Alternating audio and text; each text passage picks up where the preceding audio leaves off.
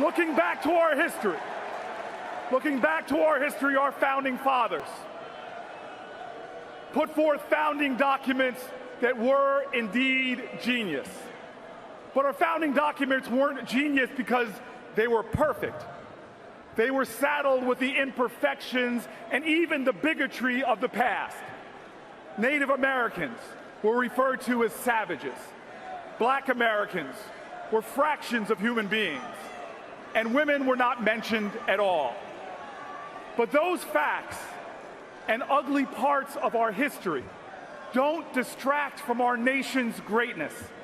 In fact, I believe we are an even greater nation, not because we started perfect, but because every generation has successfully labored to make us a more perfect union.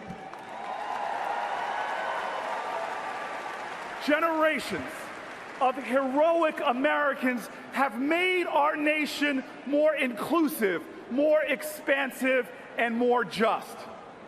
Our nation wasn't founded because we all look alike, or prayed alike, or descended from the same family tree. But our founders, in their genius, in this, the oldest constitutional democracy on the planet Earth, they put forth the idea that all are created equal, that we have inalienable rights. And I'm so proud that it was upon this faithful foundation that we built a great nation. And today, no matter who you are, rich or poor, Asian or white, man or woman, gay or straight, any religion or none at all, you are entitled to the full rights and responsibilities of citizenship. Good evening. My name is Ronald Mason. I'm the president of the University of the District of Columbia.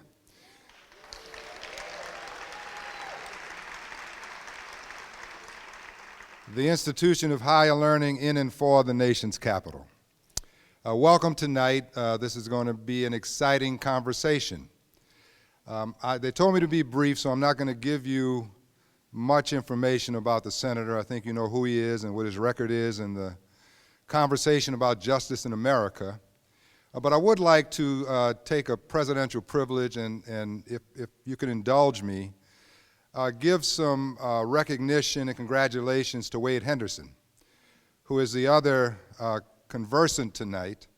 Wade, for 20 years, carried the ball of justice as executive director of the Conference of Civil and Human Rights, and he's retiring now after 20 years in December.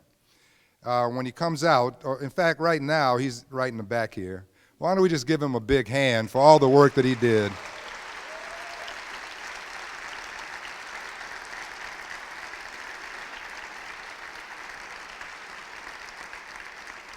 20 years is a long time, and what the days ahead foretell for us, it's a shame that he's leaving at this time. But in any event, we're going to have a great conversation tonight. Welcome to our university, and we hope you enjoy the evening.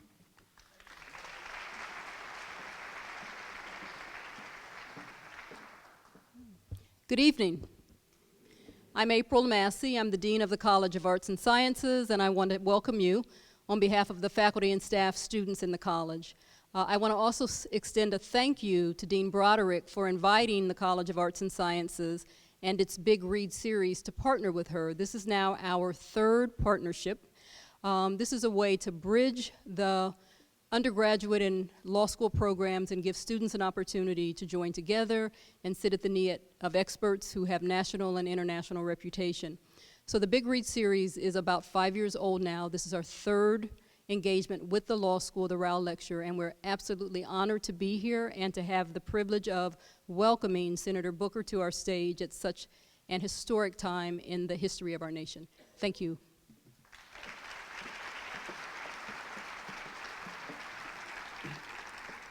Good evening, I'm Shelley Broderick, the proud dean of the UDC David A. Clark School of Law. Your tax dollars at work. Progressive change begins at home. Senator Booker is a great example of that. I hope you will listen and learn. about the amazing work that he's done at the local level, at the grassroots level, and now at the national level. We're the public law school. We want to help you follow that path. Law Day is Saturday. If you're thinking about law school now or in the future, come to the law school starting at 10 o'clock on Saturday and learn how to be a social justice warrior. Thanks everyone for coming. I'm not going to hold us up for another second.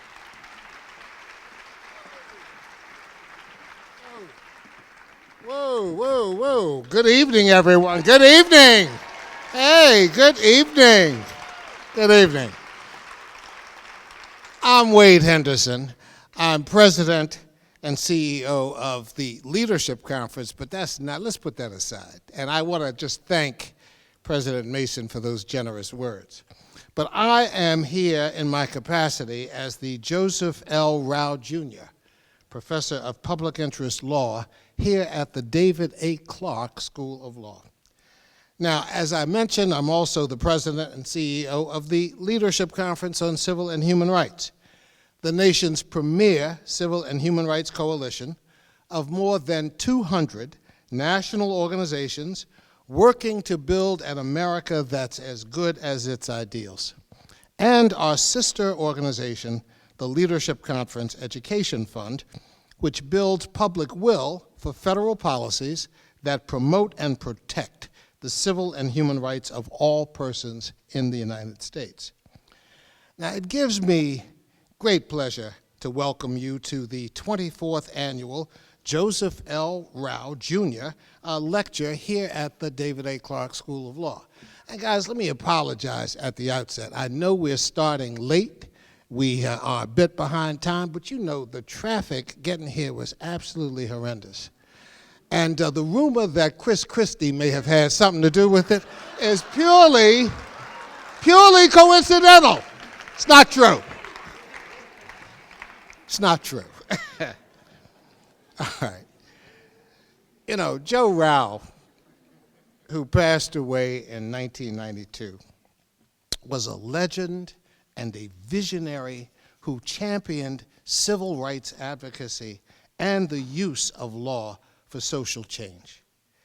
He was an inspiration to me as a young lawyer. I had the privilege of knowing him and sort of carrying his bag on occasions every once in a while.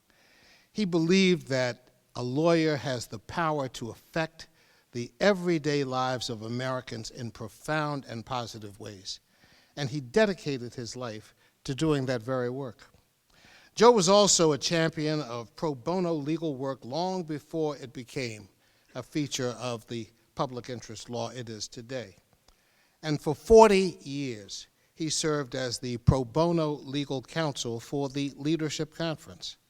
Now, to those of you who are considering your future in the law, I would encourage all of you to consider doing as much pro bono work as you can, no matter what kind of law you ultimately practice. And that is a message that we just give our students here at the law school every day. Joe once said, what our generation, and I'm quoting him now, what our generation has done to bring equality in law, the next generation has to bring equality in fact. Now, to that end, the Rao Lecture is an opportunity for our students here at the law school to hear from professionals who have dedicated their lives to using the law to in service of the public interest. It is our great hope that these Rao Lectures inspire our students as they consider the careers they intend to pursue. I want to acknowledge the Rao family members who are here. They come to our lecture every year and they provide important financial support for the work of the law school and the foundation that supports the law school. I want to acknowledge Mike and Maggie Rao, Carl and Debbie Rao, and Suzanne Rao Davis. Guys, hold your hands up just to be acknowledged. Thank you. There you are. So good to see you. Thanks for coming out. Now, tonight, I have the great privilege of introducing Senator Cory Booker of New Jersey, this year's lecturer, who is what I like to call a politician for the 21st century. and what in Newark, which is where we both spent a little time, he is known as a bad brother. That's in the vernacular, guys, but it's true. He's a bad brother. I first took notice of then Mayor Booker in 2007 in the aftermath of a triple murder in Newark, where 3 students were allegedly killed by an undocumented immigrant. Cory Booker was on MSNBC, and in what was really a remarkable tour de force. It was remarkable to me, his ability to navigate the tricky politics of that moment, to maintain his dignity, and to resist the attempt by some to use the incident to drive a wedge between the Black and Latino communities of Newark. What also surprised me was that in response to a couple of questions that were thrown at him in Spanish, he responded in near flawless Spanish, which clearly marked him as a politician for the 21st century, for the future. He has shown that he can really connect with his constituents.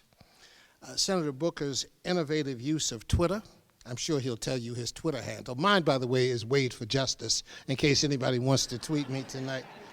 And his open door policy as mayor of Newark ensured that there was never too much distance between him and those he served that would prevent him from being as responsive as he could possibly be. Now, here's what you don't know about Senator Booker. All that stuff I just told you, most people know, but here's what you don't know. First of all, he was born here in Washington, D.C., but he was raised in a mostly white community about 20 miles north of Newark. He went to Stanford University on a football scholarship. He led a student-operated crisis hotline and helped organize a program that provided student mentors and volunteers in East Palo Alto, California, where a little over half of the residents that are Black and many were poor, due largely to restrictive property covenants and redlining in the 1980s and 90s. Cory Booker studied that. He focused on that issue. Now, while taking all of that in, Booker managed to earn both his bachelor's and master's degrees and was named a Rhodes Scholar. Booker headed to Oxford University. He earned an honors degree in American history, and then he went to Yale's Law School, where he earned yet another degree and helped run the free legal clinic for low-income area residents. This is the guy that has come to school tonight to talk about the importance of public service, to talk about what it means to be a politician committed to the interests of his constituents and to the whole country. We're just honored to have him here tonight. Now, after law school, Booker worked as a staff member and attorney for nonprofit groups, and he focused on urban issues and youth. And then he launched his first bid for public office. In 1998, Booker defeated a 4-term incumbent to claim a slot on Newark's city council.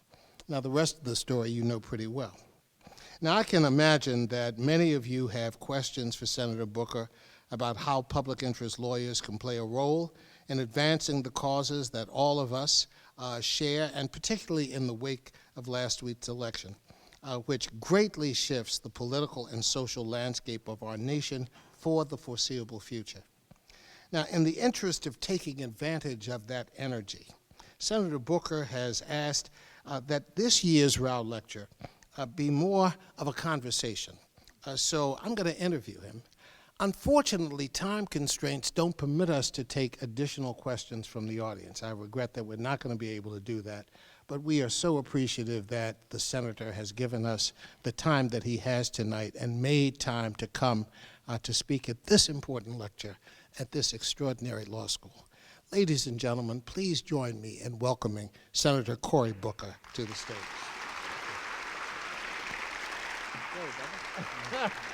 Hey, so my meeting tonight got canceled, so I can take questions. Oh, wow. Well, fantastic. Guys, who knew? The senator has just told me that he'll squeeze in a couple of questions from the audience. So we're going to make time to do that. And I so appreciate, we really appreciate it.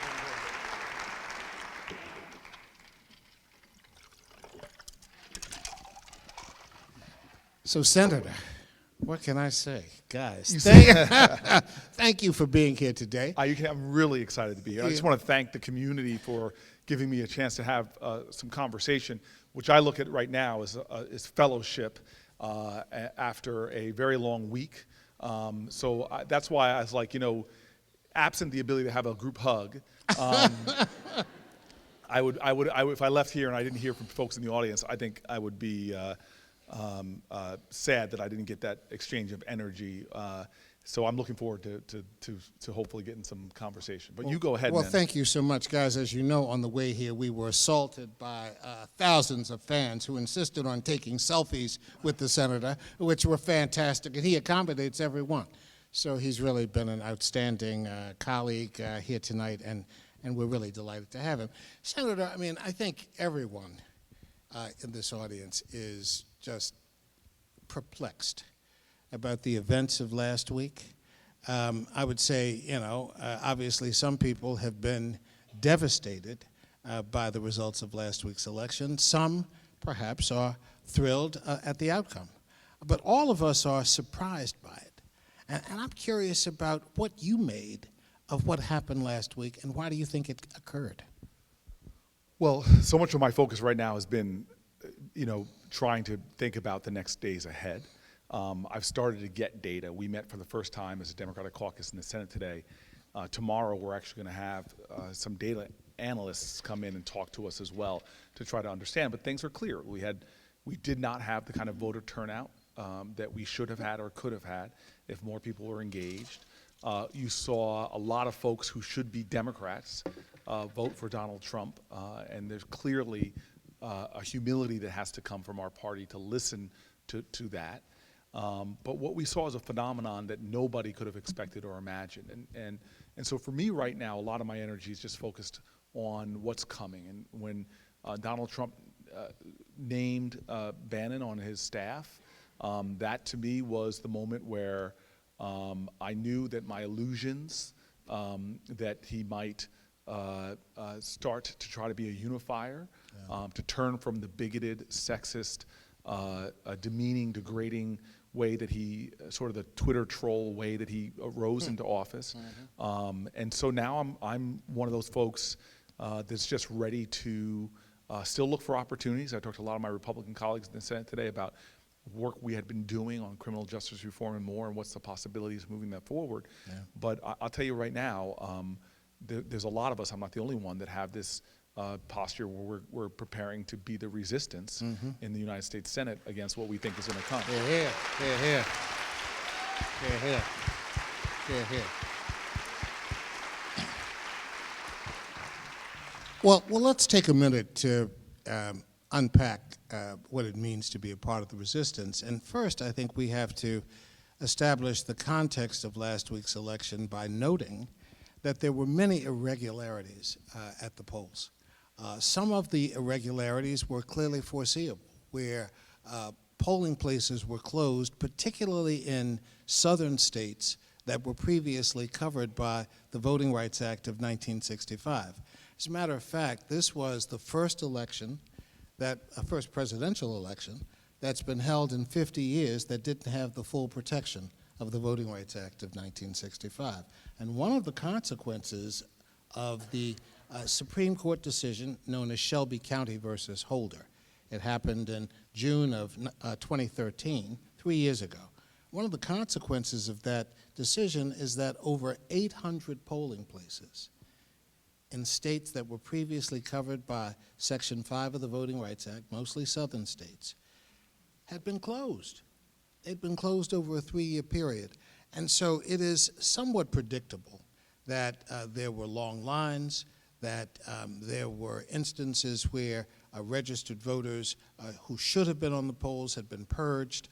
All of this represents a sort of prima facie case that we need a new Voting Rights Act to meet the challenges of today as well as the challenges of the future.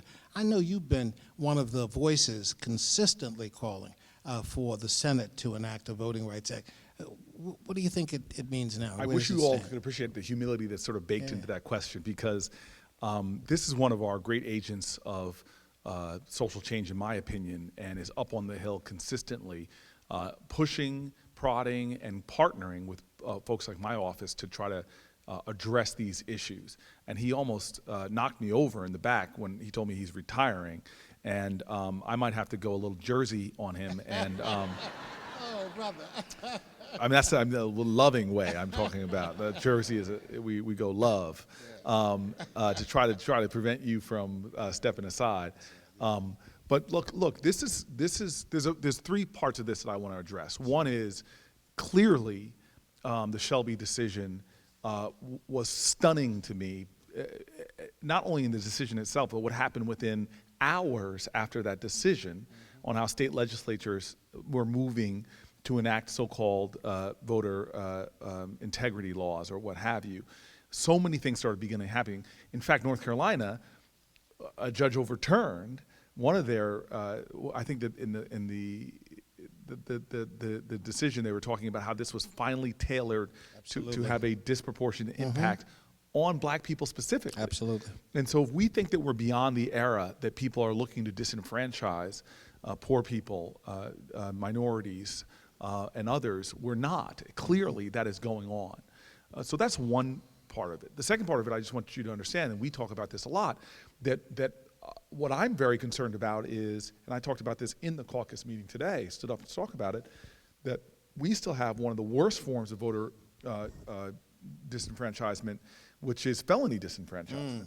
And so if you just look at the margin in Florida alone, which was so narrow, and then you shift to the understanding that African Americans, 1 in 5 black people in Florida cannot vote for because of felony disenfranchisement, because the drug war has become one of the best efficient ways of disenfranchising thousands and thousands of people, period, and particularly African Americans. Because remember, there's no difference between blacks and whites for using drugs, no difference between blacks and whites for dealing drugs, but there is a 3.7 times more likely chance that if you're African American, you're going to be arrested for one of those crimes. And surprise, surprise, if you're black in America, there's about a 4 times more likely that you have lost your voting rights because of felony disenfranchisement. So what's stunning to me is you have states like Florida where you're seeing this massive aspect of this. Now, and then the third thing about this is, so given those facts, the question is what do we do? Yeah. And this is what sort of frustrates me, is that even with those facts, we had the numbers with which to overcome not only a Trump presidency, but we had the numbers, frankly, to begin to roll these things back in some of these states, from Florida and their legislative elections, which are going to be in the coming years, all the way to North Carolina, Texas, you name it.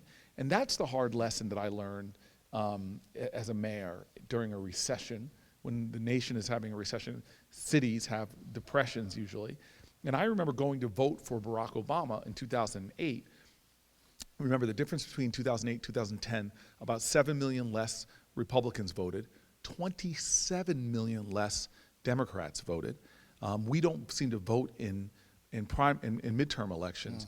That's why Barack Obama was speaking to Howard University. He's like, this is not complicated. You don't need to occupy anything, just vote. And he was talking about young people, that if you just came out and voted at the levels. Yeah. But let me break this down for you. We're in a recession. It is 2008, we elect President Obama. I wait on a long line. I mean, I'd never seen anything like that at my polling place. I live in a majority minority city, majority black city, and I go vote, and it's wrapped around the building.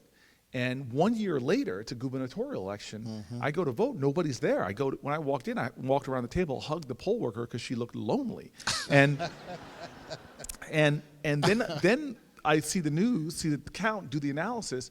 If just cities in New Jersey had come out and voted at a fraction of what they had done just 365 days earlier, Chris Christie wouldn't have been our governor. And what happened though? Earned income tax credit. He said he was not going to raise taxes on anybody, but he cut the earned income tax credit, which is effectively a raise on taxes on the poor, working class in our state. Planned Parenthood gets cut. Aid to cities gets cut, so much so that every major city was laying off police officers or cutting back their police. Trenton, 1/3 of their police force, just about. And pulling out of regional greenhouse gas agreements. Asthma rates 2-3 times higher in our cities. I could go through all this, but what got me was that people kept coming up to me and saying, look what those Republicans are doing to us. Look what those Republicans are doing to us. And I kept on looking and saying, no, we did this to ourselves.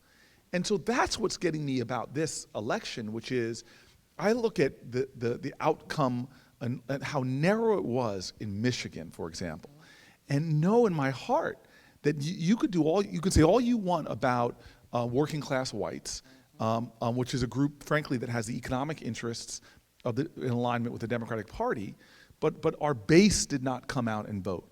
And so that's the other thing, is that I stand on the shoulders of the civil rights generation. And when rights were being assaulted, they stood up and fought in ways. When they were out registering, Goodman, Cheney, Schwerner, when they're registering people to vote, they're putting their lives on the line. And here we are in my generation, and all we need to do is show up at the polls. And nobody could withstand the force of Americans turning out. And the mission, it seems to be, of the Republican Party, and I don't mean to paint with a lot of broad brush, because I've talked to people, including Rand Paul, who very openly said we shouldn't be doing these things. So forgive me, because I never want to be one of those folks, Democrats this, Republicans this. But it is the mission of a lot of legislatures around this country to do everything they can to restrict the right and access to the polls, to suppress turnout, to scheme. Because God forbid we don't want high voter turnouts, because more democracy, often the more progressive change that you'll see. Well, Senator, you've opened up a number of different questions, so let me pursue this issue of the base of progressive politics not turning out at the level that might have been expected. Now, let me say, guys, to everybody here in the audience, the rumors that Black and Latino voters did not turn out in high numbers is really not accurate. What is clear, though, is that the Black vote did not materialize with the same intensity that it showed in both 2008 and 2012. You did not get the same high level of percentage as you had in the previous races. But having said that, there were complications that did inhibit voters from turning out. With respect to the Latino vote, our evidence suggests that the exit polls of Latino voters, which suggested a vote for Donald Trump somewhere around 27% or so, was really grossly overstated. It wasn't that high, but there are disputes about what the actual numbers are. So those will be sorted out in the coming days ahead. There were also some evidence that some women voters who might have been expected to vote for Clinton did not, Secretary Clinton, did not show up at the same level. So those are sort of true statements. But here's the issue that I want to pursue with you, Senator Booker. Why is it that we can't seem to get our voters to turn out in the numbers that we would expect? I saw a recent commentary, and I'm disappointed to say this, I saw a commentary from someone whom I admire greatly, Colin Kaepernick.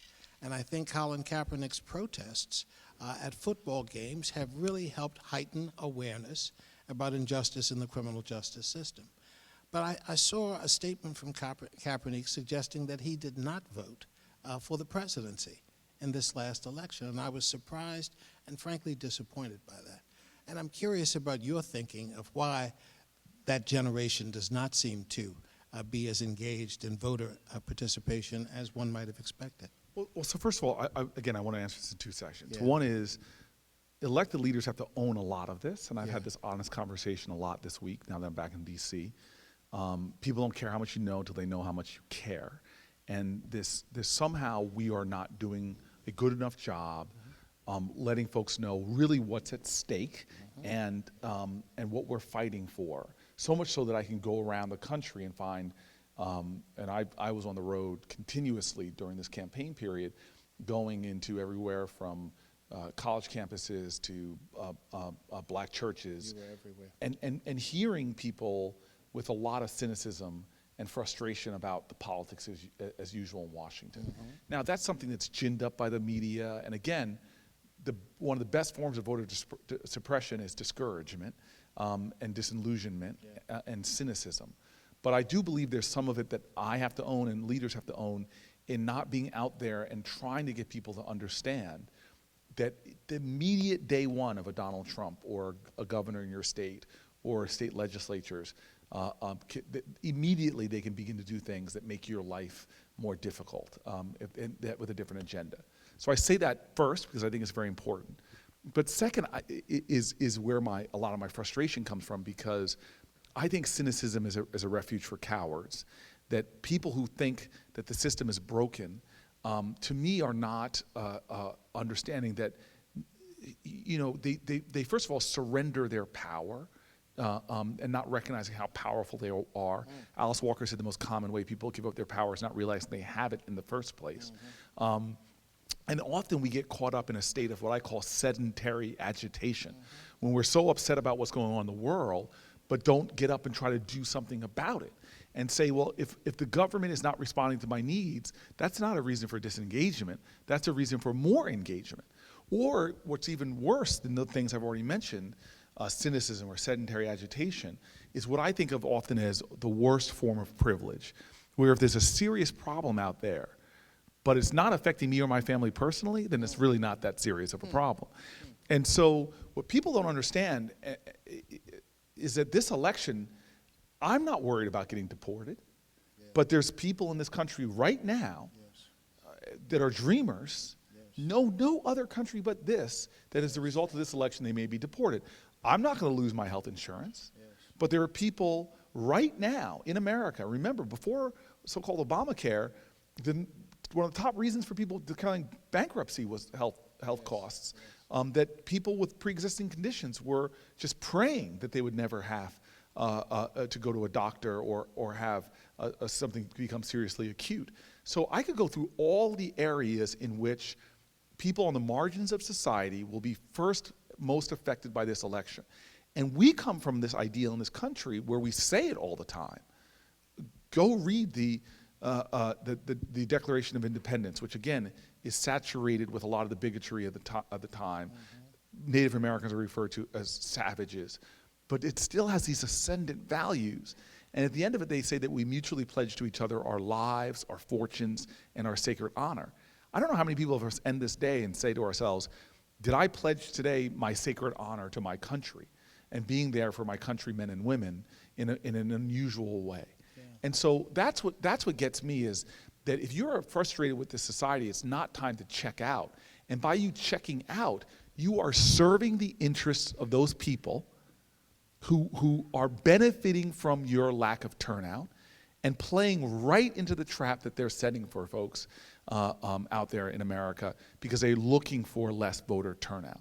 And my friend and hero, Brian Stevenson, says, he goes, look, he basically, I put the video up on my Facebook page because it was so poignant, where he just said, he was speaking specifically about African Americans. He said, African Americans have been having to make a decision out of the lesser of two evils for a long time, but we made the decision because one is seriously worse than the other. And there's consequences in that gap and that separation. So we now face an America where we have a man who stood before this nation and said the most vile things. Now, some people might say, oh, those are just words, or he didn't really mean it, or he corrected it, whatever.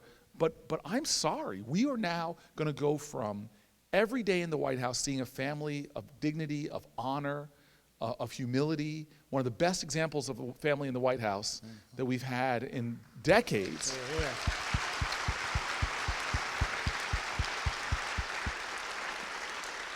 To a guy that I'm going to have to listen to that Access Hollywood tape for the next 4 years, because this is and I'm going to hear echoes of those kind of comments, because I watched during the campaign. It was almost like old, the geysers in Yellowstone with alarming frequency. It would be an insult given to some group of Americans. This is why I put up on social media the other day, when they came for the communists or the socialists, I said nothing because I was not a socialist. Like, how many people does he have to demean and degrade before everybody takes it deeply offensive enough to begin to join the resistance and do more to condemn and engage in politics? Because, next year there are elections. Most people will not. When I say most people, I'm very serious. The majority of us will not turn out to critical legislative elections. And by the way, those legislatures in 17 and 18 elections are going to determine the apportionment for the House of Representatives in down the road, which is why places like Ohio and Texas don't have the kind of representations in Congress where it's not democratic. So the anti-democratic forces are lining up, and how can we who pledge allegiance, who swear an oath, how can we not engage in democratic action to stop the anti-democratic forces in our country? Well, hey.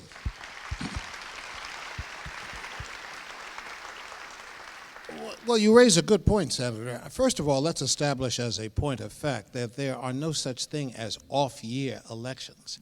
Every election is important. Every election has consequence. And if you don't vote, you don't count. Voting is the language of democracy, and that's just the way it is, and that's the way it works for us. But not everyone sees it that way, Senator. We've talked a little bit about that. You know, the coarsening of American politics, which has been going on now for some time, has reached a new sort of bottom. I mean, I don't think we've ever seen anything in modern times comparable to what we've seen now. You have such an extraordinary background as a public servant. I mean, I don't know if people here know that you spent a year living in public housing in Newark just to become familiar with the circumstances and the challenges of people who lived in public housing in some of the most difficult circumstances imaginable. You worked as a mentor for kids in that neighborhood. You have been seen running into houses, carrying people out, and seen that on Twitter and social media. No, you obviously are an extraordinary leader. And when I looked at your background, you talked a little bit about this conspiracy of love that had an impact on making you the person you are today. Tell us a little bit about that, how that worked. So look, you know, we make a mistake if we think of our nation as the great man theory of American history, that these great men descended from Mount Olympus and led our country forward, the Lincolns and the Washingtons and so on and so forth. They're great, truly men, but the truth of America is we are where we are because of ordinary Americans who made an extraordinary commitment to the cause of this country, most of whom are heroic, but we don't know their names. And so when I'm growing up, you have to understand, my dad was born poor. If he was here right now, he'd heckle me and say, "Don't tell those people I was poor." He'd be like, "Tell them the truth, I was P.O. I couldn't afford the other two letters. I was just a po' boy from North Carolina." But if you think about this, I now, thanks to Henry Louis Gates and a TV show called Finding Your Roots, now know my history from slavery, which was single mom child, to my father, to a single mother, poor, who couldn't take care of him. His grandmama couldn't take care of him. And then he was eventually taken in by a family that wasn't his blood. If that family didn't say, "Hey, you're my neighbor," and not in a geographic sense, but a child fails, that's on me, they didn't take him in, I wouldn't be here. But it wasn't just that. A whole bunch of people in that town bent the arc of the trajectory of my family, broke this trajectory by insisting my dad go to college where he couldn't pay for it. They took a collection at church so that he could afford to enroll at North Carolina Central University. What's the ROI on those people who gave my dad a little bit of money so he could enroll in college and then work his way through? And then he is in college and he sees a whole bunch of folk. The Citizen Movement started around then in North Carolina. People, black and white, coming down to open up and expand opportunities for him. And he started getting involved in the civil rights movement. I don't know those folks' name. When he got here to Washington, D.C., and lots of folks here know this. You're Jewish, if you're gay, if you're a woman. There were times at corporate America, there was a time in corporate America I probably didn't want to hire you. And my dad landed in Washington, D.C. right at a time that activists in this city were putting pressure on corporations to hire qualified African Americans. So the Urban League here in Washington, D.C., I wouldn't be sitting here right now. If it wasn't for the Urban League fighting for my father, he was one of the first black salesmen at Woody's, Woodruff and Latham, one of the first black salesmen for Sinclair Oil. Then he became IBM's first black salesman in the entire Virginia area because people fought to open doors for him. Then, when you give qualified people a chance to get at the table, especially those who've been marginalized and not allowed at the table, they get there and they're usually like, I got to work twice as hard. And so he did extraordinarily well, ends up in IBM's top 5% of global salesmen, promoted to Manhattan, tries to find a job, tries to find his home in northern New Jersey, real estate steering at the time. They won't show him neighborhoods that have the best schools in New Jersey. They go to the Fair Housing Council, and they do a sting operation. My parents would go look at a house, they'd be told it was sold. The white couple would come behind them, find out it was still for sale. My parents fell in love with this home, fell in love with it. They were told it was sold. White couple comes, finds it's still for sale, makes a bid on the house for my parents, bid accepted, papers drawn up, and on the day of the closing, instead of my father showing up, instead of the white couple showing up, my father did in a volunteer lawyer. They walk into the real estate agent's office, confront the real estate agent, who gets so upset that he's been busted in the sting. He doesn't just say mea culpa or have any contrition. He stands up and punches my dad's lawyer in the face, sigs a dog on my dad. And every time my dad would tell the story, the dog, of course, would get bigger. And so now legal proceedings, all this happens. So fast forward now, 18 years from that moment, I'm walking around my house with considerable teenage swagger, okay? I'm a high school All-American football player. You mentioned my academic pedigree. I got into Stanford because of a 4.0, 1600, 4.0 yards per carry, 1600 receiving yards. I love it. Hey. But my dad looks at me and he says, boy, don't you dare walk around this house like you hit a triple. You were born on third base. Yeah. You are the physical manifestation of this conspiracy of love. Thousands and thousands of people had to engage above and beyond the most base calls for citizenship to calls for sacrifice and struggle so that you could walk around this house like you earned this. But you didn't earn it. Yeah. You drink deeply from wells of freedom and liberty that you didn't dig. You eat lavishly from banquet tables prepared for you by your ancestors. You just can't sit back getting dumb, fat, and happy. And so, you know, I knew from my parents how ridiculously privileged I was. And so you talk about, you know, what I've done with my life. Look, when I finally finished with my law degree, or even before that, I moved on to Martin Luther King Boulevard in Newark. And King Boulevard, you know, the south end of the street back then, you were talking about the vernacular of the day, it was off the hook. And I, who had worked everywhere from East Harlem to East Palo Alto, you know, doing legal work in East Harlem at a time that Giuliani was sweeping street corners and kids would disappear into jail. Frightening that he might be in Secretary of State or U.S. or Attorney General. But I move into Newark, and you know, I'm moving my stuff in, stuff gets stolen. Across the street are these projects that you mentioned. But I realized as I started meeting these activists that I may have got my BA from Stanford, but these professors in my community, people that were standing in the breach, people that never gave up on their community, people that refused to leave even when tragedy hit. The tenant president for the buildings across the street, her son served in the military, comes home, gets murdered in the lobby of one of the buildings, never left. She made enough money. I moved in. I didn't live in those buildings for a year. I lived in those buildings for 8 years. But I mean, elevators wouldn't work, heat and hot water wouldn't work, infested with roaches and mice. I mean, I could tell you stories about how horrible those buildings were physically, but the community that was there was probably one of the most powerful, purposeful communities. In fact, I still live in that neighborhood. And so, you know, I go home, I'm the senator that lives in the community with the lowest median income. I live in a census tract where the majority of people are below the poverty line because I still live in the shadow of where those buildings used to stand. And I feel blessed that I am trying to live up to the legacy that I inherited. And so the conspiracy of love, when we decide, and again, the beautiful people that live around me, there are some heroes that would never allow their inability to do everything to undermine their determination to do something. That know those 10 two-letter words that we should all say to ourselves when we want to criticize the world. If it is to be, it is up to me. the folks like Miss Virginia Jones who understand. I asked her when she first told me about her son being murdered, why would you still stay in this community? Why would you still live here? She and I were living in those buildings. For the last 8 years of those buildings, we made enough money, both of us were the two high net worth and earners in those buildings. We could have left.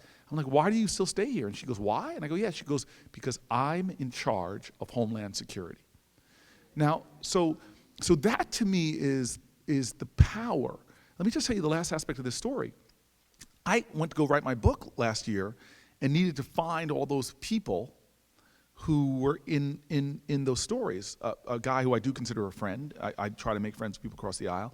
I did not want to have a Ben Carson moment where I'd tell a story and people would challenge me, and he had a little trouble. So I had to go back and fact check him. I mean, how big was the dog? Really, Dad? I mean, by the end of my dad's life, he was like, it was a pack of wolves, son. It was a pack of wolves. And so I go to do the research, fact checking, and I look for the head of the Fair Housing Council from the 60s. She was easy to find because she's still the head of the Fair Housing Council now. This woman, I'm going to surprise her, so don't tell anybody. Don't tell. She turns 90 this month. Head of the Fair Housing Council. Like 50 plus years with her hands on the plow. Now she's representing same-sex couples, Muslim couples. And I ask her about the lawyers, and she sends me to one of the men now in his 80s. I'm so happy she did this last year because he would soon die. And I'm like, why did you do what you're doing? Now remember, I got elected 3 years ago, almost to the day, Halloween, maybe to be exact, I was sworn in. My dad died 6 days before I was elected 3 years ago. So my mom, with my dad's spirit with us, brought me to see John Lewis before I would take my oath, because my mom's not wrong. She's like still trying to keep her boy in check. She's like, son, the office does not make the man's got to make the office. And, as another friend of mine said, echoing that, she's like, any idiot can get elected to the United States Senate. And oftentimes they do. So you got a lot of work to do. So they brought me to John Lewis to pay homage, not just to the individual man, but to the movement. I'm the 4th elected African American in the history of our country. I didn't get here on my own. So what's powerful then is that's how I got in. I went John Lewis to Harry Reid to Biden, boom, I'm a senator. Now I'm going back and researching this book, and I asked that lawyer, why would you do this? Why would you be helping black families? He had just started his business. He was like barely making ends meet. And he said, Corey, I remember it was a Monday that I made a decision. You remember the day of the week? And he's like, yeah, I remember the day of the week. Because that Sunday I was sitting at home watching TV. I came to my partner and I said, we got to go to Alabama. And my partner laughed because we knew we couldn't afford even a ticket at that point. And he said he wanted to go to Alabama because that Sunday, the day before, he was watching on TV a bunch of marchers on the Edmund Pettus Bridge and saw what happened to him, and he was so disturbed by it that he said that we got to go down and help them. Realized they couldn't, so they said, you know what? We may not be able to help them, but let's do the best we can with what we have, where we are. And they started making calls around who needed lawyers, and they found out the Fair Housing Council did. Years later, he gets a case file, Carrie and Carolyn Booker, that's my family.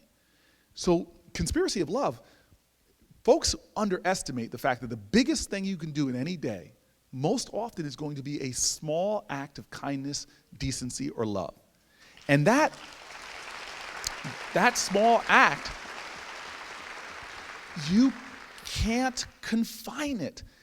A bunch of folks on the bridge whose names I don't know, I may know one of them or a few of them, but I don't know the most of them. Their act instantaneously leaped geography and changed the heart of a man in New Jersey. And then it didn't only leap geography, it leaped space and time to affect generations not yet born. And that's the power that we have.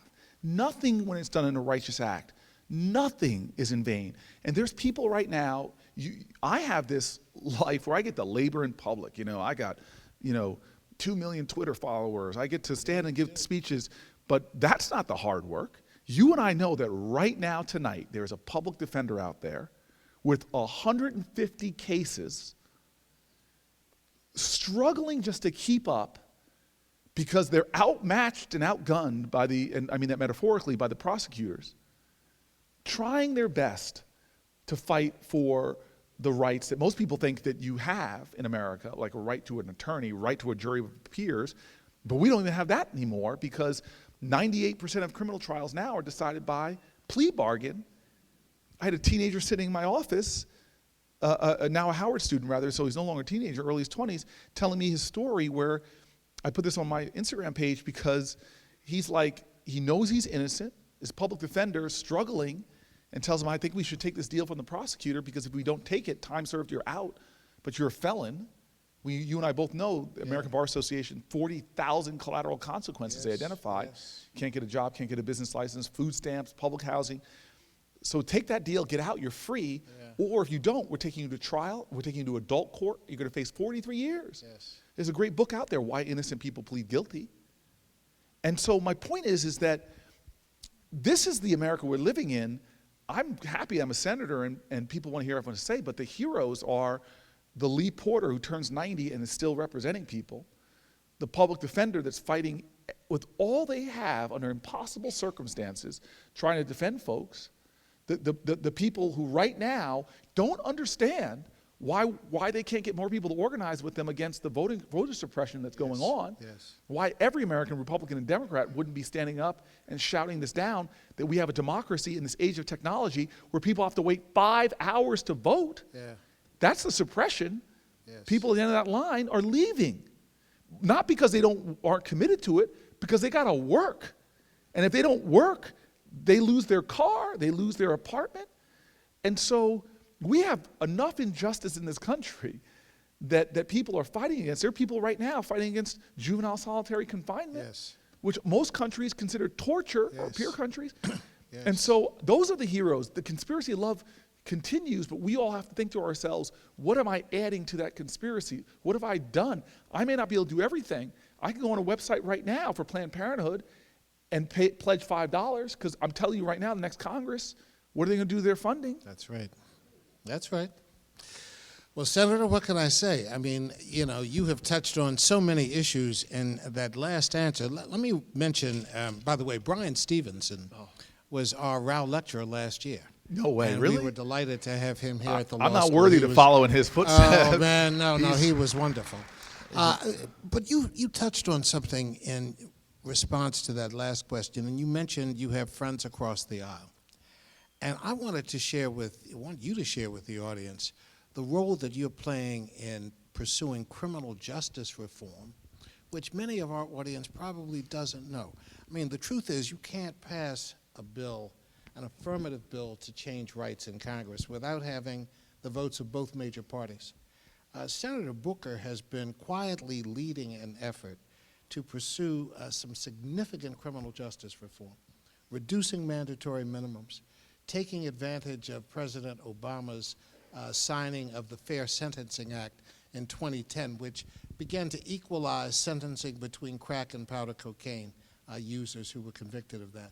And Senator, I know you've been really working behind the scenes, most aggressively the last couple of months before the election, to try to get a bill through. Just tell the audience a little bit about what you're doing there and the role you're playing. Okay, and again, this is the ridiculous humility of the person to my man, left, come on. because I do work in this space a lot. It's one of my passions as a senator.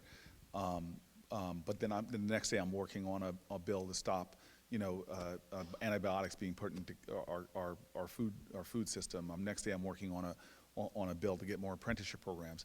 This man has been, for the years I've known him now as a senator, a consistent, unyielding champion, banging his head up on the Hill, trying to fight for this legislation, and somebody that I've relied on in two ways. One, in helping with input on writing the bill, and then strategizing about how to get this passed.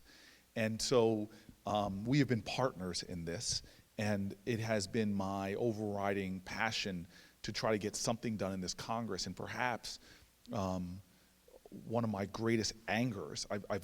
Maybe I'm going through the stages of grief, but I am straight up in anger right now because the bipartisan bills that we got done that aren't just the big one, which is an imperfect bill, and it is a small step, but it's the step in the right direction compared to all the work we need to do. That's just one bill. I mean, there's a ban the box bill that we have, bicameral, bipartisan, that has not been brought to the floor. That one would pass with, I'm not exaggerating, 90+ votes. The other one would pass 60 to 70 votes if it was just given a shot on the floor. And so this is something that I can go through a lot, but I'll just pick up with one thread of this bill, which is just simple understanding that this bill would immediately liberate thousands of people, because the fear of crack cocaine and the overwhelmingly bigoted, in my opinion, legislation that pushed it to become 100-to-1 crack to powder cocaine disparity. And there's a whole bunch of reasons why it went that way, fear of urban people and more. It was corrected to 18-to-1, but not corrected completely, because there's no scientific difference between the two substances and their effect. But the problem now we have, and this is a perversion of justice, is that there are people still in jail over the 100-to-1 that now has been changed, have watched people, while they're sitting in jail, come in and out of jail for having more substance than they did even, but because it's been changed for them, it wasn't made retroactively. So this bill would correct for that and liberate thousands of people. But there are a lot of elements of this bill and a lot of elements of other criminal justice bills that I've been working on. And so this is where I know what the problem is. And it was the same problem with civil rights legislation that started in the 50s, didn't get done until the 60s. It's the same thing that was a problem with, and by the way, we may have one marriage equality, but dear God, we are far, far away for equal justice for gay, lesbian, bisexual, and transgender Americans. The fact that we have a nation where most states, somebody can look at you and say, you're gay, I found out you're gay, and you're fired, and you have no legal recourse. Right. But I watched this happen when even high-level Democrats were not in favor of marriage equality and had to evolve. Well, why did all these people suddenly beat down a door to evolution? What made it? Was it just them sitting one day on their knees in prayer and God spoke to them? No. It was the American public making it inhospitable for people to demanding justice. The old saying that change doesn't come from Washington, it comes to Washington. That's right. And so that's what I'm yearning for in the criminal justice bill, because to your point about this bipartisan nature, whatever your political philosophy or ideology is, let's use all the ones on the right. Yeah. If you are a fiscal conservative, the bill that we have saves billions of dollars. It is one of the most outrageous wastes of taxpayer dollars, the 800% increase in the federal prison population, the 500% increase. Between the time I was in law school, the time I was mayor of Newark, we were building a new prison every 10 days while the rest of our infrastructure is crumbling. The globe is watching us. They're building new airports and bridges and high-speed rail. The globe was watching us. What are we doing with our trillions of dollars in infrastructure dollars? We're building out prisons to warehouse a human potential and capital, ironically warehousing people for doing things that the last two presidents admitted to doing. They were felonies, folks. They didn't cop to doing a little bit of marijuana. Number two, if you are a Christian evangelical, well, the Bible talks a lot more about the incarcerated than it does gay people, okay? And read Matthew 25. If you are a libertarian, talk about the greatest growth in government and taking people's liberty.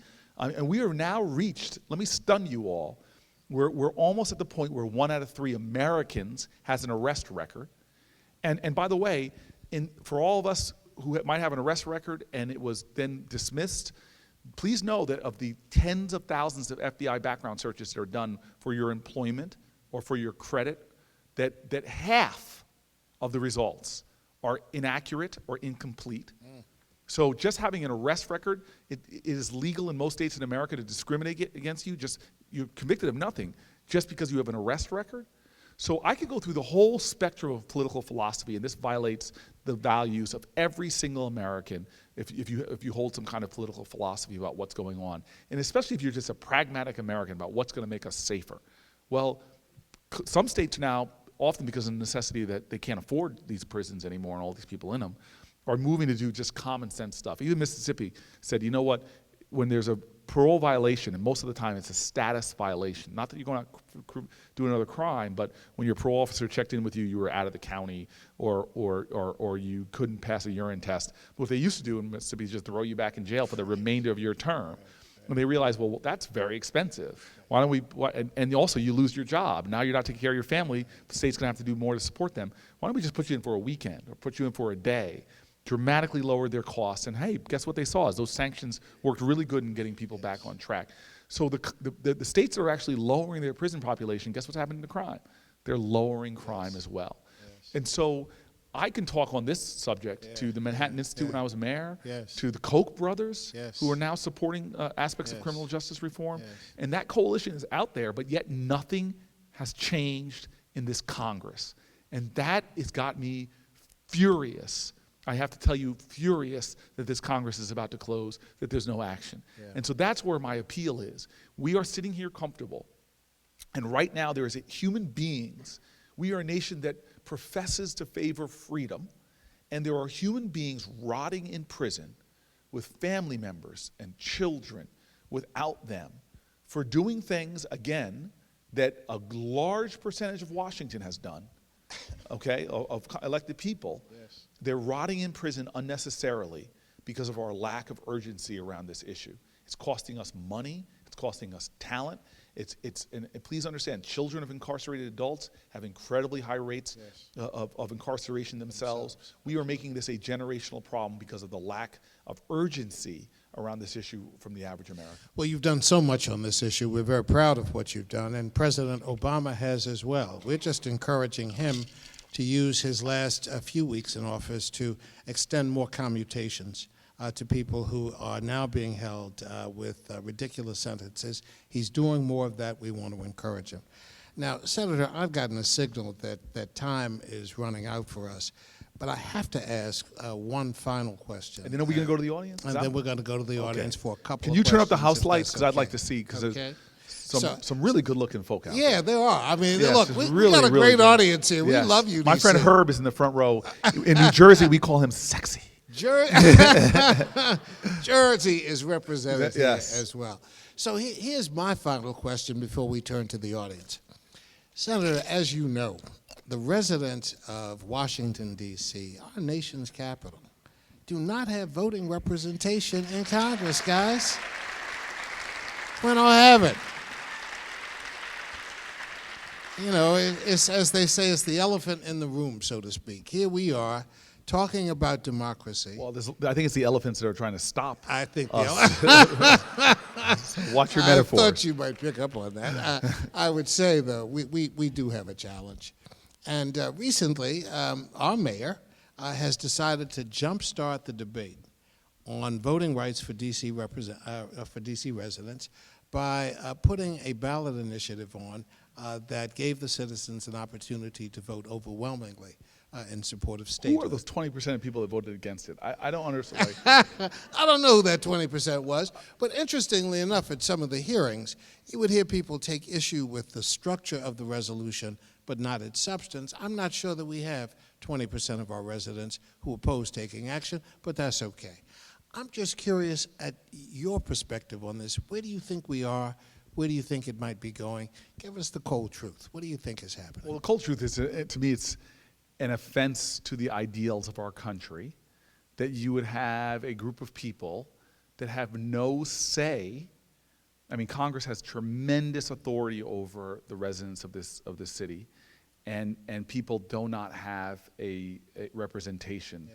And that's offensive to the ideals of this country. So regardless of who you are, you've got to recognize that that's violative of our principles as a nation. Mm-hmm. So as one of the, I don't know how many people, the 535 of us, were born in Washington, D.C., but as a city that did so much for my family, that was the gateway to the middle class for my family, I am deeply loyal to the people of this community and believe that D.C. should have a statehood. And if 2 states have less population than them, have 2 United States senators, And I'm up in Jersey. We got 9-10 million people. But there are states with less population than Washington, D.C., but D.C. does not have representation in the Senate. That's unacceptable to me. Now, what's the process?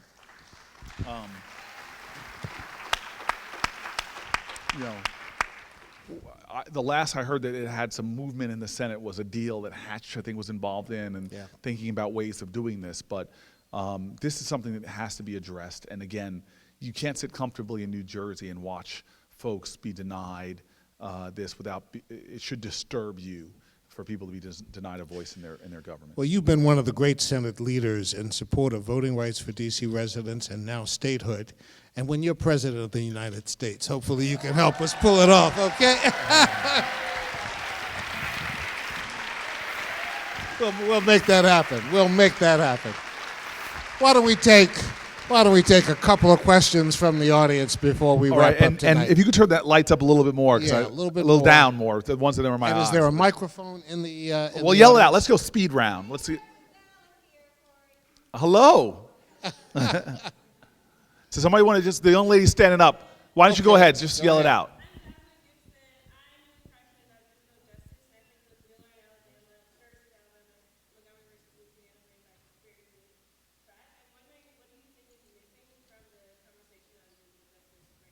Well, it's back to the answer. She asked, what do I think is missing from the conversation about juvenile justice? It's just awareness. I mean, I have a deep faith in the American people that when they are aware of the outrageous thing that's going on, things that are going on in our country, that it should awaken the consciousness. So I thought that Khalid Browder, who was a tragic story from New York, and it's happening all around this country where kids will be arrested.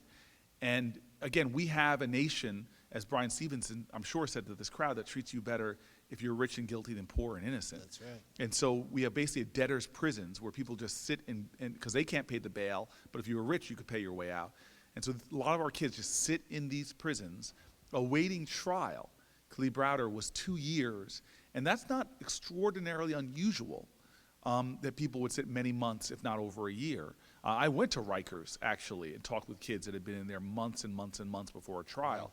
And so what I just want to see on juvenile justice issues is for us to try to get people to understand that these things are being done in our name, that it's the people versus, or the state of whatever versus, that these things are being done in our name, and we've got to expose them for what's happening and shame people into beginning to address what I think are outrageous conditions for children.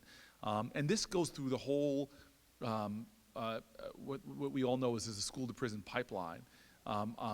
Please understand that the disparities in disciplinary proceedings in schools should outrage Americans. And this is why I just think we're not having the right conversations in this country if we can allow these kind of things and these disparities to exist, where certain kids are facing realities that no parent would want their children to do. But yet these problems fester. And so, again, darkness cannot survive if we constantly are shining a light on it. And that's what I'd like to see more. And I'll just say that small thing, and I'll make that appeal, because I am talking to a lot of millennials,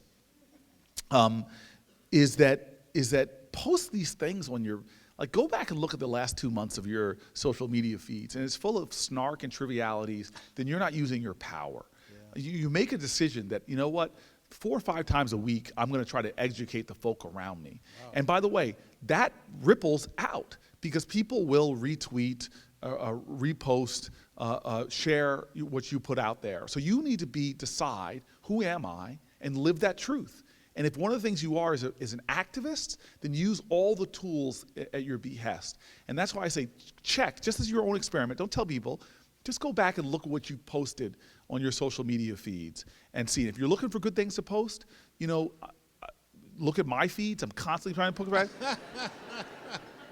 I can tell you some other folks that I follow that I get stuff like Mike, which is a great organization. I follow them on Instagram. There are a lot of activists and protesters out there that are trying to educate folk or trying to get folk woke, as they say. Hey, let's take a question from over here on this side. Just yell it out. Name.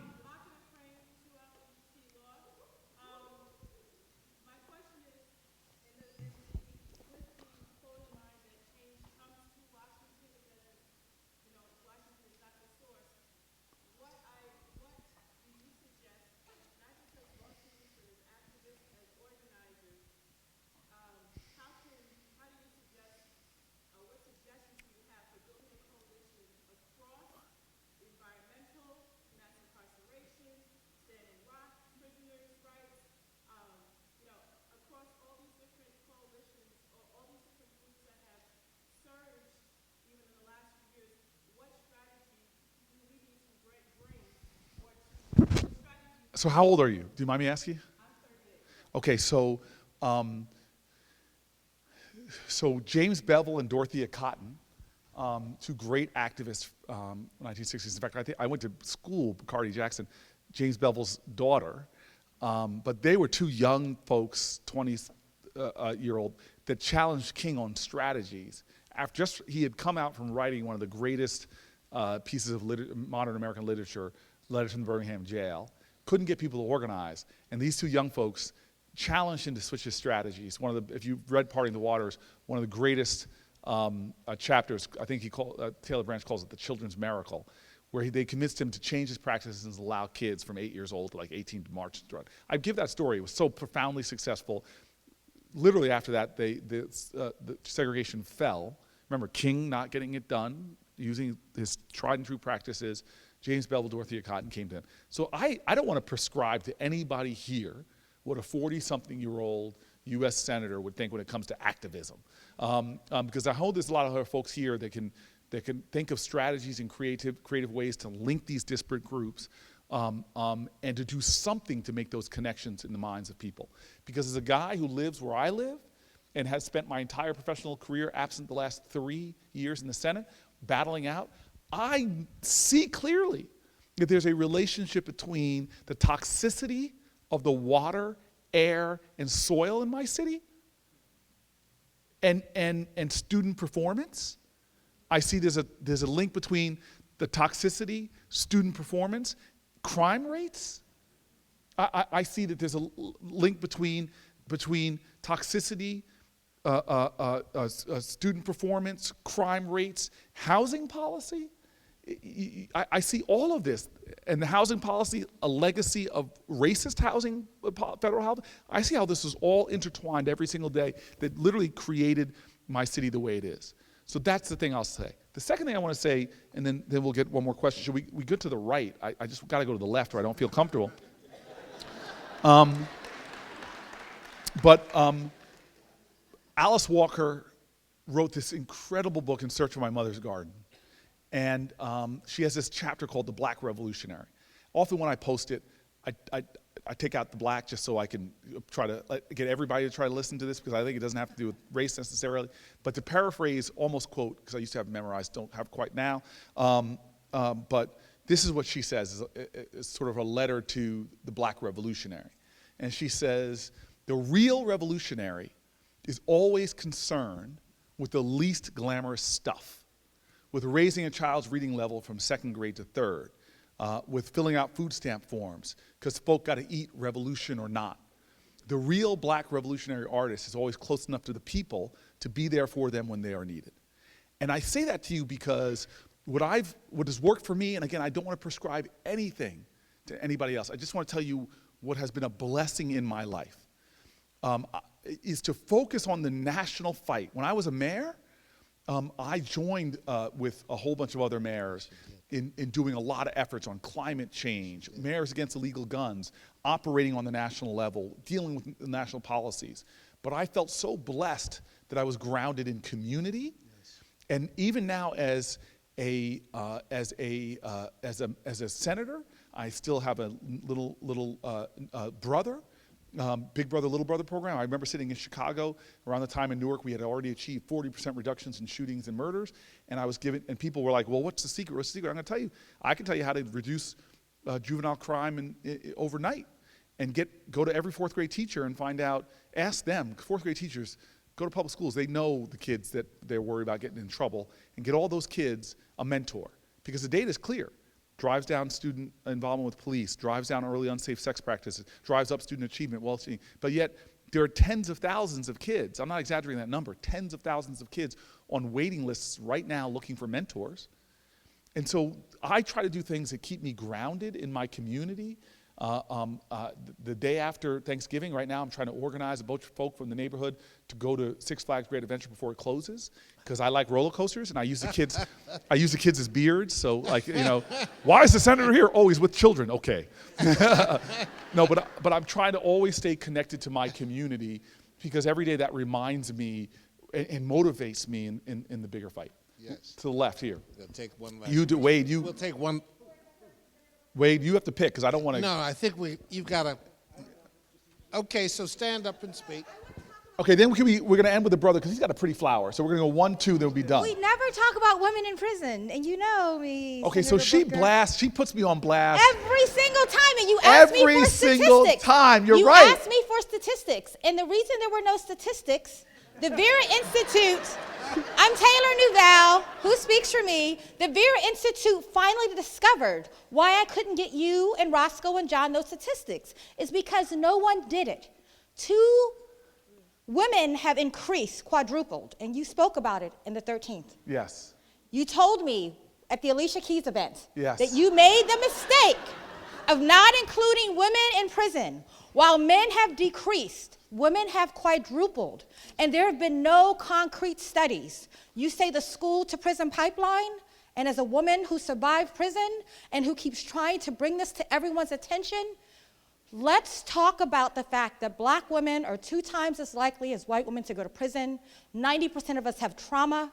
And the Equal Rights Center in this city just did a major study to show that black women with criminal histories are more likely to be discriminated against with criminal backgrounds when seeking housing than white women. And not one major media outlet picked up that report. So I've got your statistics, and I'm ready for you. Okay. So. Hey. All right. So, a few things. First of all, I love that sister because she's like, I'm going to speak truth to power. I don't care who you are. And I appreciate her constantly saying this. And by the way, I did change a lot of my public speaking on the issue. You heard it in 13th. Thank you very much. So give me some credit for learning from you as well as other people in growing. And what people don't talk about is the overwhelming representation in prisons that women that are in prison are survivors of sexual assault. There is a sexual assault to prison pipeline that we just don't talk about as a country that is profound. And that's what happens is often the people that end up in our prison, clogging our prisons, it's hurt people and traumatized people. So I'm just grateful to you, and I just want to use you as an example as somebody that refuses to shut up, that is like, I'm not going to curl up, I'm not going to shut up, I'm not going to sit down, I'm not going to stop, I'm going to continue to tell this truth until people pay attention. And pick an issue. On gender issues alone in this country, there are outrages all around us. And keep talking to you, educate from United States senators all the way down to folk of your Facebook followers, please. You are a righteous, righteous soul, and I'm grateful for you. So thank you. Whoa. So, and thank you for that question. yeah, let's give this last. You're gonna take this let's last give the question. last brother with the flower. What's up with the flower? Because that's just I like it. Oh, you got a bunch of flowers. So this is not just you. Awesome. You're not this brother just woke up this morning and said, you know what? No, I'm going to wear a flower today. I'm in good company. So Okay. me and my fellow classmates, we actually supported our school with hosting and standing out there in the cold, directing people to the student, to the theater. Yeah. Good folks. Thank you very much. But as a product of this, And are you a student here? Yes, I am. I'm a law student. I'm a 1L. I'm a 1L senator Whoa. with my fellow senator. We love it. Now, you don't look like you're 22. No. Are you 23? I'll leave that for inquiring minds. Like I'll just. Because I feel this kinship. We're both big, bald, bold brothers. I still have a little hair. I though. feel this. Wow, you see him that? No, man, I ain't you. I still got a little.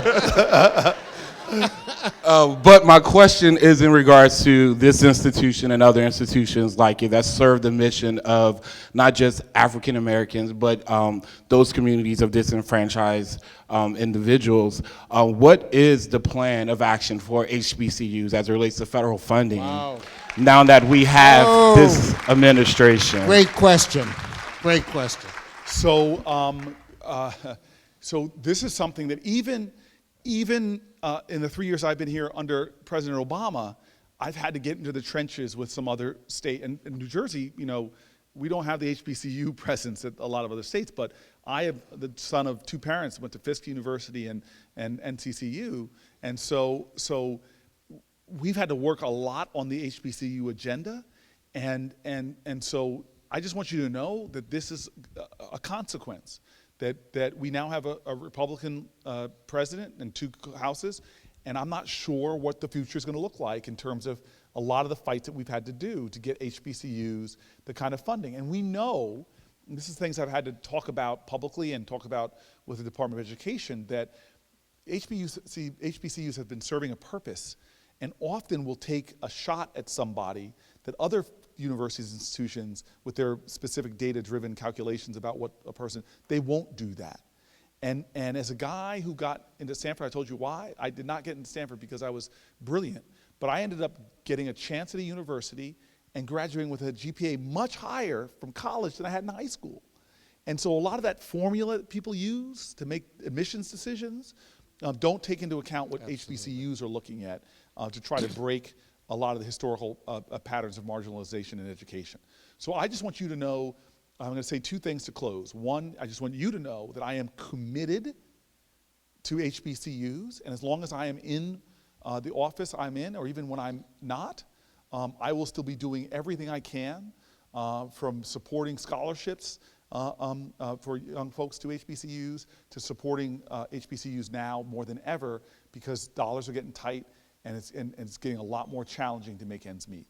But I want to end, if I can, with just telling a story. Just I just want to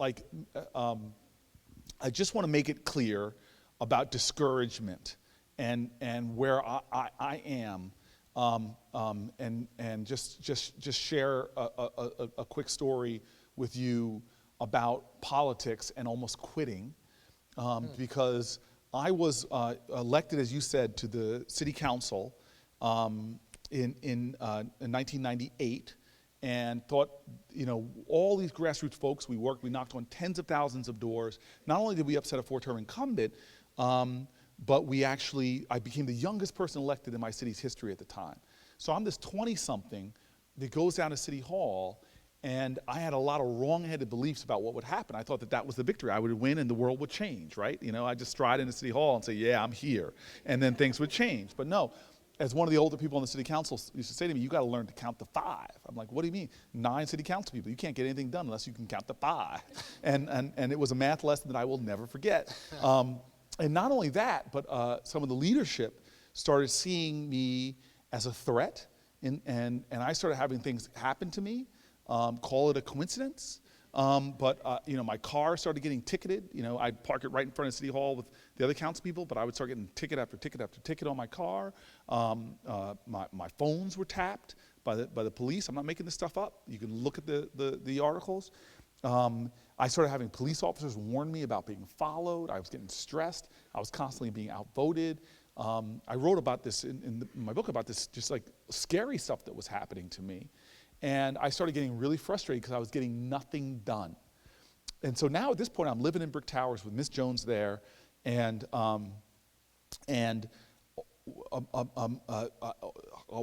year after being in office and just feeling like I was just treading water, working really hard, feeling like why did I even run for office? You can't get anything done in politics. I get a call from Elaine Sewell, this incredibly beautiful tenant president who, just an amazing transcendent soul, who was the president of these other low-income housing complex called Garden Spires. And she says to me, it's Wild Wild West up here. You got to get the police out. You got to do something. And I start arguing with her, saying, I can't get anything done. I mean, every time I try to tell the department what to do, I get the mayor yelling at me or writing letters to me saying, you're a legislator, not an administrator. I run city departments, you don't. And so we start arguing. She's like, well, what do we elect you for? And I'm like, look, I can't even get the cops to stop ticketing my car. How can I get them to come up? So before I knew it, this elder tenant president and I are yelling at each other on the phone, and I hit my breaking point but for her, I would not have gotten elected. She walked me through those entire buildings. I slammed down the phone, and I'm done. It's over. I'm like going to go back I'm going to quit. And so I still remember going home now. I'm going home to Brick Towers where I live.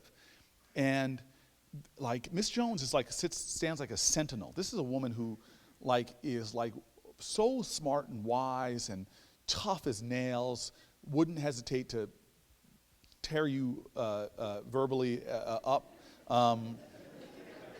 And, you know, she was a person that when I first arrived on the scene in Brick Tower, she takes me down to Martin Luther King Boulevard, and I was this law student, and she says to me, "You want to help me?" And I'm like, "Yeah, I'm a law student. I'm here to help you." And she's like, "Well, tell me what you see." And I described the crack house and the projects, and she goes, "You can't help me." And I go, "What are you talking about?" She goes, "Boy, you need to know the world you see outside of you is a reflection of what you got inside of you. And if you only see problems, darkness, and despair, that's all there's ever going to be. But if you're one of those stubborn people, every time you open your eyes, you see hope, opportunity, love, the face of God, then you could be someone who helps me." So this is like, to give you context, this is Miss Jones. And people like are scared of her, you know. She may have been like 5 feet and a smidgen tall, but she was a terrifying woman, and one of the greatest souls I've ever worked with. And so, like, I'm done. I hang up the phone in City Hall. I go down to my car. I can't remember if there's a ticket on it or not. And I drive to Brick Towers. And it's the afternoon, and Miss Jones is home from work, and she's standing holding court. And when I pull up Brick Towers, I see her, and I sink down in my car, because you ever been in one of those moods where you're just not in the mood for anybody to, like, I just want to get home and hang out with my two friends, Ben and Jerry. And so now I start trying to try to figure out how can I get into the building. Like, I'm thinking like high school physics. What vector can I take that she might not see me? Or can I do the Batman and Robin up the side of the building? Because I just want no part of her Miss Jones-ness. And so I walk up. She sees me, and I know she sees me. She's like a hawk, and I'm like a little helpless mouse. And I go up, and she says, she looks at me, she stares at me. I'm like, "Hello, Miss Jones." I sort of grunted it, and I get past her, and I think I'm free. And then I hear her say, you know, "Don't you walk past me, boy." And I stop, and now she's going to play with her mouse, because I turn around, and she goes, "Come here and give Miss Jones a hug." And I'm like, and I walk over, and I give her the most insincere hug I've ever given somebody. You know, it's the kind of hug some of you all give when you break up with somebody and say, "We're just going to be friends. We're still going to be friends." And you, yeah, sure. And so I then hug her and think I'm done. I turn around, and then the talons, she grabs me by the arm, and she says, "Tell Miss Jones what's wrong." And I had it. Now I'm like, "Okay, you want to know? You want to know?" And so I just let loose on her with a torrent of my frustrations about politics and how broken it is and how you can't beat City Hall. And then I end by telling her about Elaine Sewell and Garden Spires. And I kept saying to her, "I don't know what to do. I don't know what to do. I don't know what to do." And then finally, it's almost as if God had spoken to her. She goes, "Wait." And I stop my like pity party. And I look at her and I go, "What?" She goes, as if she had like some of the greatest wisdom in the world. She goes, "I know what you should do." And I'm like, "Okay, tell me." And then she looks at me and she shakes her head and she goes, "Yep, I know what you should do." And I'm like, "I heard you. Tell me what I should do, Miss Jones." And then she goes, "I know what you should do." And I'm like, "I don't have time to play. Tell me what I should do." And she looks at me proudly and she goes, "You?" And I lean in a little bit. She goes, "You should." And I lean a little farther. She goes, "You should do something." And I'm like, "That's it?" And she goes, "Yeah, do something about it." And I'm so angry right now. I wheel around. Now I'm disrespecting my elder again, but I'm storming away from her. I storm into my buildings. And by the way, I'm a man of faith. I think God has dominion over the world except for one place, and that is public housing elevators. And I mean, the devil has possessed them. And so, of course, they don't work. So I hike up 16 flights of stairs. I come in. I'm too tired to go right to Ben and Jerry. So I sit down on my couch, and there happens to be a Bible there. And I just throw it open. And there's this Bible verse. It says, if you have faith the size of a mustard seed, you can move mountains. Now, I know that one, but I usually never read past that. But I read a little bit more. And it says, but sometimes you got to fast and pray. And then I started laughing. And I thought to myself, you know what? God has given me so much privilege. I'm an elected leader in my city, only been in office for a year, and maybe I can't solve all these problems, but have I done everything? And have I lost my faith? And I sat back and I started chuckling about Miss Jones, and I picked up the phone and I called a guy named Jermaine James, and I said to him, I said, "We need to get a tent." And make a long story short, I got a tent, big old tent, set it up out at Garden Spires. Miss Elaine Sewell was standing there, and I walked over to her, and the thing I found about Newark, I could go on about why I love my city, but there's this understanding of the ideal of grace, that grace is unearned, that you extend it because you are graceful. And I went to her to apologize for disrespecting her.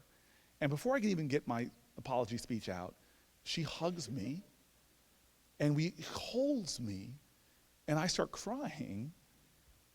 And we release, and I tell her, I go, look, I don't know what to do about the problems out here, but I'm here to tell you I'm here to do something. And I said, I'm going to set that tent up, and I told her, it was August, so I said, I'm going to live underneath that tent, and I'm going to go on a hunger strike. And I'm not going to eat food until we figure out that something. And I said, would you do me a favor? Would you pray with me? And would you help me? And we hugged, and we cried, and we said yes. And then I did something that politicians were really good at. And if you're thinking about being a politician, you should learn how to do this. I called a press conference. And I basically just gave a righteous speech about this being the United States of America. How can we have communities where people still live in fear? But what was amazing that happened after talking about and had everybody speak, I found pictures when I was researching for the book to write this chapter. I found all these pictures from that press conference and the like.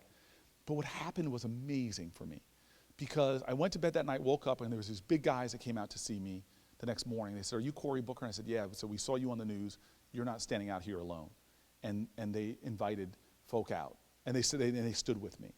Community leaders started coming out. Neighborhood groups, ministers started coming out.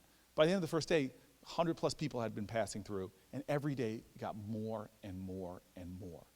By the fourth or fifth day, we were doing clothing drop-offs for folks. We were doing food courts. We were doing hospitals came out to volunteer screenings. We were doing job fairs. UPS is one of my favorite companies in New Jersey now, because they came out and they hired people. And suddenly people were donating computers. It suddenly became this amazing bazaar. I mean, just like we were having fellowship at night, we were having gospel concerts, amazing. By the 10th day, the newspapers were tearing up the mayor. Literally, I went back and read the editorials from the time, and he decided to finally come out.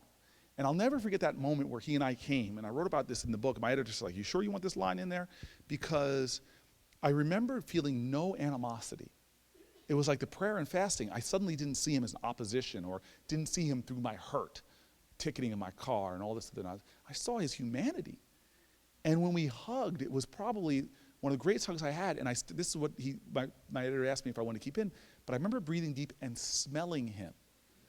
Now I say that because he was an older man. I'm in my 20s, he's in his 60s, and when I smelled him, he smelled familiar. It smelled like those old folk in my family, those old uncles and stuff, when I smelled him. And I realized there's all this stuff that might be between us. The essence of who we are is a oneness.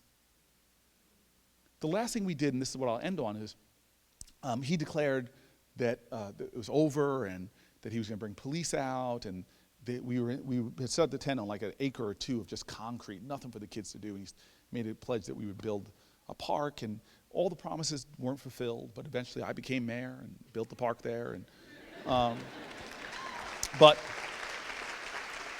we activists, especially this one with decades working, know that, I'm sorry, change is never made like a light switch.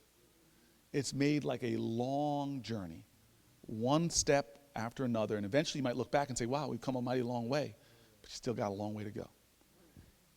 But the point I want to just end with, to everybody here, not just this idea of do something, but also that idea of connection. We are one. We have these delusions of separation. We held hands for our last prayer, and it wasn't just 4 or 5 people praying and shaking. That last prayer, there was 100, 200 people, if my memory serves me well. And I'll never forget holding hands. There were Muslims and Christians and Jews, Latinos and blacks and whites. The prayers were in Spanish and Hebrew and Arabic and English. And as I'm holding there, 10 days of not eating solid food. And it was, when I held hands in that circle, it was the strongest I had ever felt in my life. And as I looked around at this vision of America, all these races and ages and genders, and all of us in a circle standing underneath by an overpass for a highway between two projects. And we had made a difference, maybe not forever, but for those days we made a difference. And then the praying, I started hearing words. I started hearing the words of a great Hebrew song sung during the high holidays, Ki beiti beit tefillah l'chachomim, may my house be a house of prayer for many nations. I heard the old African saying that if you want to go fast, go alone, but if you want to go far, go together. I heard the great Christian ideal that whenever 2 or 3 are gathered together in his name, he is in the midst. And I heard those 3 words from a dead language that are the hallmark of this really young country that's still trying to manifest its full, unvarnished truth. Those 3 words, e pluribus unum. And if there's going to be a quest that I think we desperately need, is to wake people up. That we are a nation that doesn't demand just that we stand and represent ourselves, but we find ways, despite the lines that divide us, to affirm the ties that bind us and find ways to stand together, to lead with courageous empathy that doesn't just say, listen to me, but I'm going to listen to you, whether you're that heartland white Trump voter or that Latino who said, I'm not going to vote because it's not worth it. To listen to each other with love and compassion, because sometimes that's what changes hearts. And so my prayer for all of us in this room, small handful that we are, is that we remember that love is like the stars in the sky at night. Astrophysicists once told me they're millions of light years away. Some of the stars are dead and gone, but we see them as if they're there because the light they gave off while they were living goes on in perpetuity. It never stops. I still bathe in the energy and the light of those people on that Edmund Pettus Bridge. I still benefit from the light and the love. Small action might it be from those folks who put dollars in a collection plate for my family. And so today, before the day ends, let's all ask ourselves, have we been as brilliant of an examples of ourselves as we can be? And our brilliance will never be seen in the speech or some big action, but what did we do today to love someone despite myself or despite what they said to me yesterday? What have we done to shine that energy that's so desperately needed? And I promise you this, if we, the small handful that we are in this auditorium, if we love with all of our hearts and souls and spirits, love despite it all, love through discouragement, love through shame and mistakes, if we love like that, generations yet unborn are going to be illuminated by our light. Thanks, everybody. Hey. Ladies and gentlemen, an extraordinary evening. Please join me in thanking Senator Cory Booker for being the 24th annual Joseph L. Rao Jr. Lecturer here at UDC.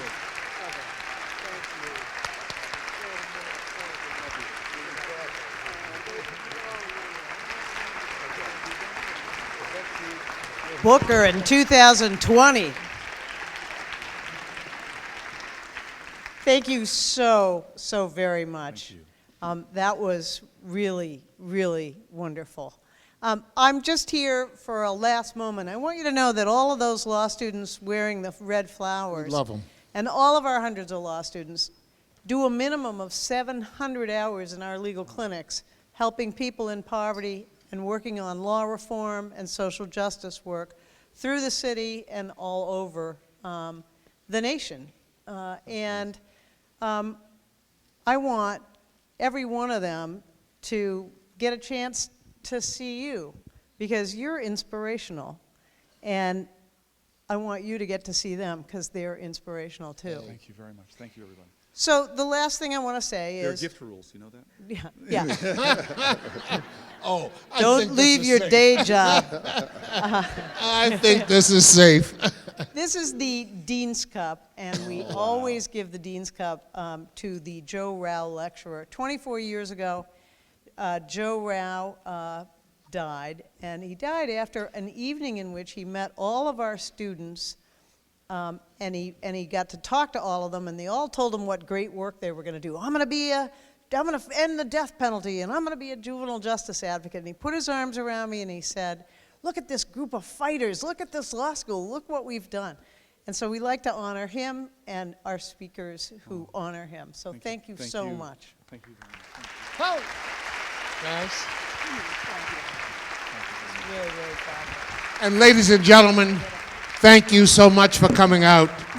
We appreciate all the support. We love our law students. They do great work. You got to support them. My cousin Pam, don't leave.